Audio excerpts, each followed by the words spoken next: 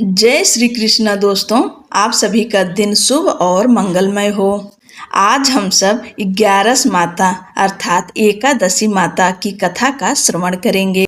आप सब एकादशी के दिन 11 माता की कथा का श्रवण जरूर करिएगा। आप व्रत रखते हैं तो भी, नहीं रखते हैं तो भी, कथा सुनने मात्र से ही पुण्य फल की प्राप्ति होती है।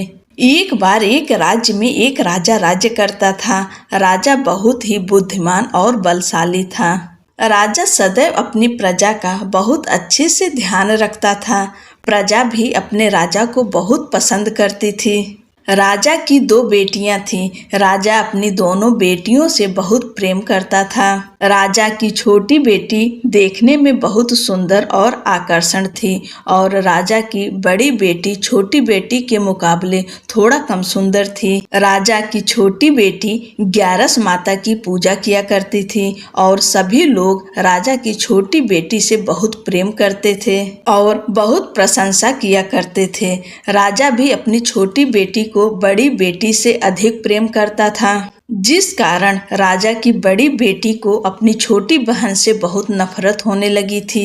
राजा की दोनों बेटियां जब बड़ी हो गईं, तब एक पड़ोस राज्य में रहने वाला राजकुमार राजा की बड़ी बेटी के लिए रिश्ता लेकर आया। लेकिन जैसे ही उस राजकुमार की नज़र राजा की छोटी बेटी पर पड़ी, तो वह राजकुमार राजा की छोटी बेटी पर आकर्षण हो गया और उससे पहली नज़र में प्रेम कर बैठा।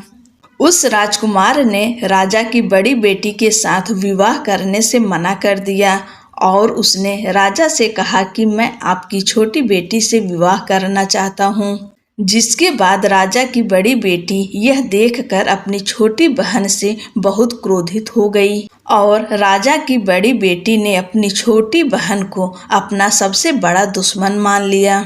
राजा की बड़ी बेटी ने अपनी छोटी बहन से बदला लेने का निर्णय लिया, जिसके लिए उसने अपनी छोटी बहन को जान से मारने का प्लान बनाया।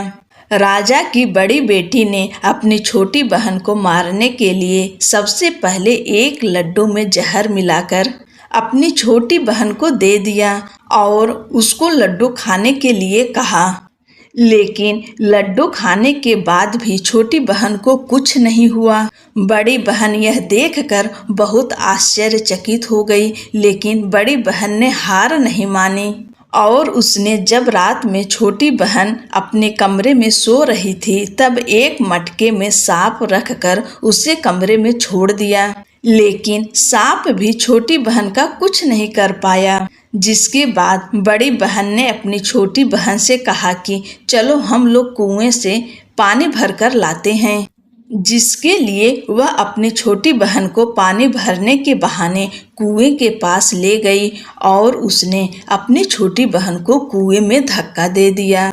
लेकिन छोटी बहन को तब भी कुछ नहीं हुआ, क्योंकि हर बार 11 माता उसकी रक्षा कर रही थी और उधर बड़ी बहन अपने सारे प्रयासों के बाद असफल हो रही थी, जिससे वह बहुत क्रोधित होती जा रही थी।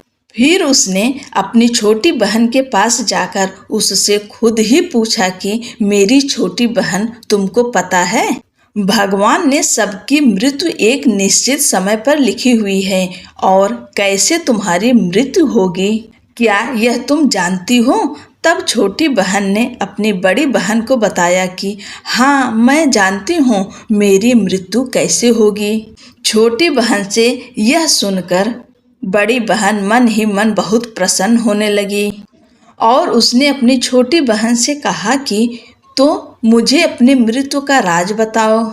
छोटी बहन ने अपनी बड़ी बहन से कहा कि मेरी मृत्यु तो एक तोते में है, जो तोते के गले में एक हार है, उससे मेरी मृत्यु होगी।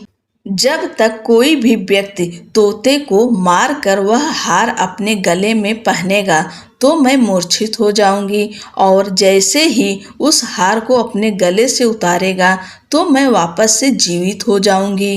अपनी छोटी बहन की मृत्यु का राज जानकर बड़ी बहन बहुत खुश हो गई और उसने अपनी छोटी बहन को मारने के लिए उसके पालतू तोते को ढूंढना शुरू कर दिया और छोटी बहन को इस बात का आभास हो गया था कि कोई उसकी जान लेना चाहता है, जिसके लिए वह अपने पिताजी के पास गई और उसने अपने पिताजी से कहा कि पिताजी, मेरी मृत्यु के बाद आप मुझे जलाइएगा मत, बल्कि आप मुझे अपनी पुरानी वाली हवेली में एक पलंग में लिटा कर छोड़ दीजिएगा। अपनी छोटी लड़की की यह बात सुनकर राजा बहुत आश्चर्यचकित हो गए। राजा ने अपनी छोटी बेटी से पूछा, बेटी, तुम ये क्या कह रही हो? तब राजा की छोटी बेटी ने बताया, पिताजी, समय किसी के लिए नहीं रुका है, कब क्या हो जाए किसी को कुछ पता नहीं है। और फिर राजा ने अपनी छोटी बेटी से कहा कि तुम ऐसी बातें क्यों कर रही हो? 2-3 दिन में तो तुम्हारा विवाह है। लेकिन छोटी बेटी ने अपने पिताजी को ऐसा करने पर मजबूर कर दिया और उनसे वचन ले लिया। राजा ने भी अपनी छोटी बेटी की बात स्वीकार कर ली और 2-3 दिनों के बाद जब शादी का समय आया तब राजकुमार बारात लेकर राजा के घर आया और राजकुमार और राजा की छोटी बेटी का विवाह शुरू हो गया। जैसे ही राजा की छोटी बेटी राजकुमार के साथ फेरे लेना शुरू करती है तो उसकी बड़ी बहन अपनी छोटी बहन के कमरे में जाकर उसके तोते को पकड़ लेती है और उसको जान से मार देती है। तोते के गले में जो हार था उसको अपने गले में धारण कर लेती है। जैसे ही बड़ी बहन उस हार को अपने गले में धारण करती है तो उधर छोटी बहन 3.5 ही फेरे ले पाती है और वहीं पर बेहोश होकर गिर जाती है। जिसके बाद राजा ने बड़े बड़े दर्द हकीमों को बुलवाया और अपनी छोटी बेटी का इलाज करने के लिए कहा। राजा की बात सुनकर वैद्य ने छोटी बेटी को जब चेक किया तो राजा को बताया कि आपकी छोटी बेटी ना तो जीवित है और ना ही मरी हुई है। यह मैं ऐसा पहली बार देख रहा हूँ। राजा ने वैद्य और हकीम को यह बात बाहर बताने से मना कर दिया और उनको कहा कि अगर तुमने यह बात किसी को बाहर बताई तो हम तुम्हें फांसी दे देंगे। राजा ने अपनी छोटी बेटी को पुराने महल में ले जाकर एक पलंग पर लिटा दिया और वहां पर कुछ सैनिक को तैनात कर दिया। वापस अपने महल पर आ गया। राजा की बड़ी बेटी अपने पिताजी के पास आई और कहने लगी, पिताजी, अगर यह शादी संपन्न नहीं हुई तो आपकी इज्जत का क्या होगा?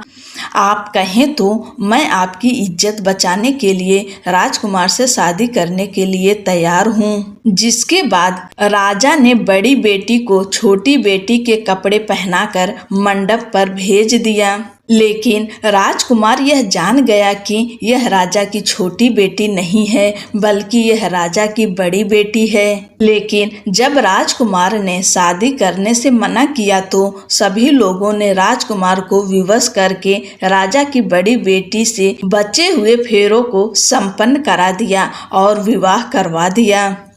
जिसके बाद राजकुमार राजा की बड़ी बेटी को अपने महल ले गया। राजकुमार राजा की बड़ी बेटी से ना तो बात करता था, न ही उसको पसंद करता था और ना ही उसके आसपास भटकता था। और राजकुमार ने यह फैसला लिया था कि वह अपनी प्रेमिका को ढूंढ कर रहेगा और यह जानकर रहेगा कि उसके साथ क्या हुआ है। एक दिन राजकुमार अपने घोड़े पर सवार होकर राजा के पुराने महल के पास पहुंच गया, जहां पर उसने कुछ सैनिकों को देखा। महल के पास पहुंचकर राजकुमार ने जब महल को ध्यान से देखा तो वह समझ गया कि यह तो हमारे ससुर जी का महल है। तब राजकुमार ने सैनिकों से पूछा, तुम लोग यहाँ क्या कर रहे हो और इस महल के अंदर उस पलंग पे कौन लेटा है? जिसके बाद सैनिकों ने बताया कि यहाँ पर राजा की छोटी बेटी लेटी है। यह सुनकर राजकुमार बहुत प्रसन्न हो गया और वह तुरंत अपनी प्रेमिका के पास पहुँच गया और उसकी सेवा करने लगा। जैसे ही रात हुई तो राजा की छोटी बेटी उठकर खड़ी हो गई।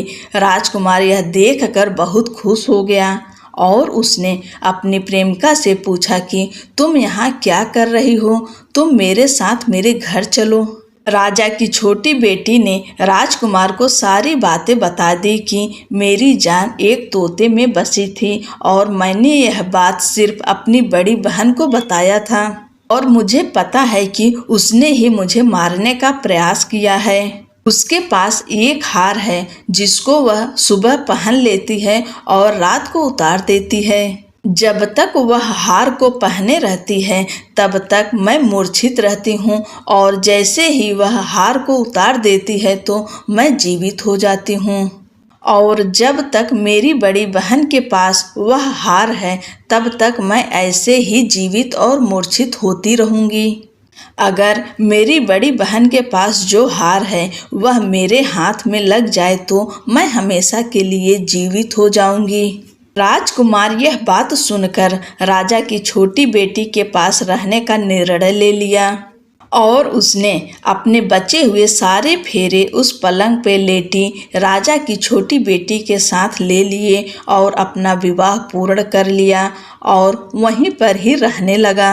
देखते ही देखते कुछ समय में राजा की छोटी बेटी और राजकुमार की पत्नी पेट से हो गई। एक दिन राजकुमार को किसी काम से बाहर जाना पड़ा।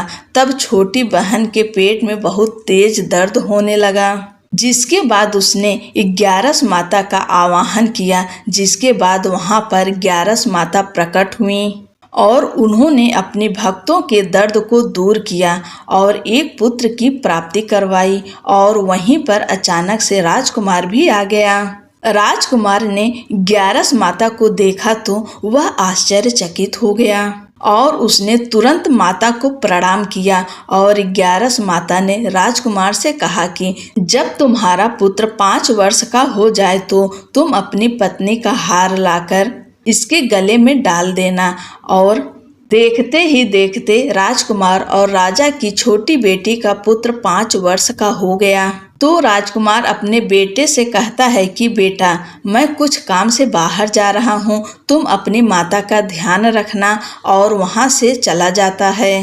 राजा को बाहर निकलता देख बड़ी बहन के सैनिक देख लेते हैं और बड़ी बहन को जाकर सारी बातें बता देते हैं, जिसके बाद बड़ी बहन अपनी छोटी बहन के पुत्र को वहां से उठवा लेती है और उसको मरवा देती है। छोटी बेटी के पुत्र के 2 टुकड़े करवा देती है। पहला टुकड़ा चक्की के पास छुपा देती है और दूसरा टुकड़ा अपनी पलंग के नीचे रख देती है।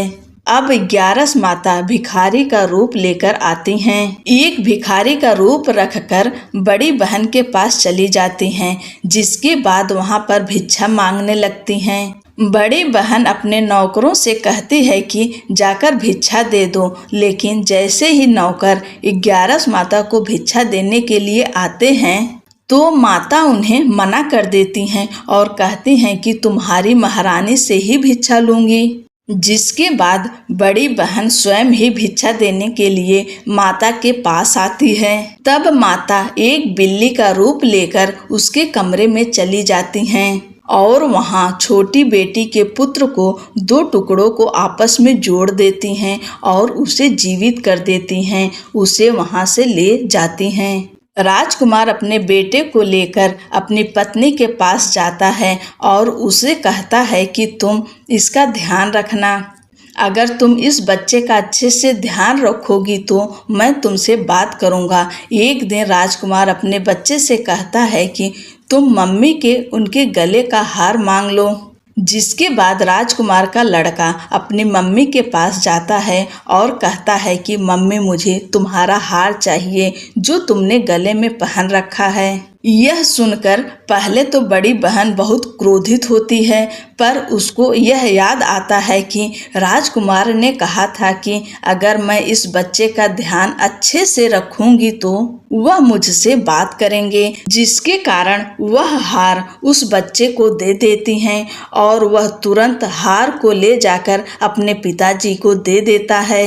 और तभी राजकुमार अपने बेटे को लेकर वहां से जाने लगता है और अपनी पत्नी से कहता है कि तुम हमारे लिए खाना बनाकर रखना, मैं शाम को आकर तुम्हारे साथ खाऊंगा। और वह अपने बेटे को लेकर वहां से चला जाता है। जिसके बाद वह राजा के पास जाता है और उनको सारी बातें बता देता है। राजा अपनी बड़ी बेटी की यह करतूत सुनकर बहुत क्रोधित होते हैं और अपनी परवरिश पर ही दोष देने लगते हैं और राजकुमार को अपनी छोटी बेटी के साथ रहने के लिए आदेश देते हैं। बोलो एकादशी माता की जय, 11 माता की जय। ही एकादशी माता, जैसे आपने राजा की छोटी बेटी के ऊपर अपनी कृपा, अपना आशीर्वाद बनाए रखी हैं, वैसे ही कहानी कहने, सुनने और हुंकारा भरने वाले सभी के ऊपर अपनी कृपा, अपनी दया बनाए रखिए। आप सभी को एकादशी व्रत की ढेर सारी शुभकामनाएं।